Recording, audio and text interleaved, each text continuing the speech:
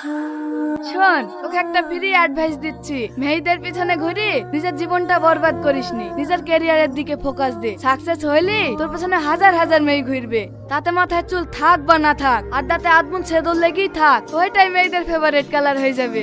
গার্লফ্রেন্ডের লেগে মন খারাপ করিসনি বস, ক্যারিয়ারের দিকে ধ্যান দে। আত্মহত্যা তো মহাপাপ, তাই আমি আত্মহত্যা করিনি। ওই স্বার্থপর মানুষদের কাছ থেকে এই গভীর জঙ্গলে চলে এসেছি।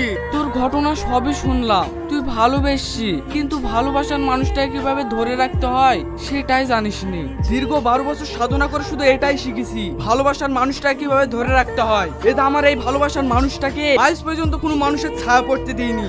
না না বাবা, আপনি ভুল বলছেন। আপনার 12 বছর সাধনা করাই বৃথা। আপনিও আপনার ভালোবাসার মানুষটাকে ধরে রাখতে পারেননি। আপনার বউও অন্য একজনকে ভালোবাসে। মানে আপনার বিশ্বাস হচ্ছে না?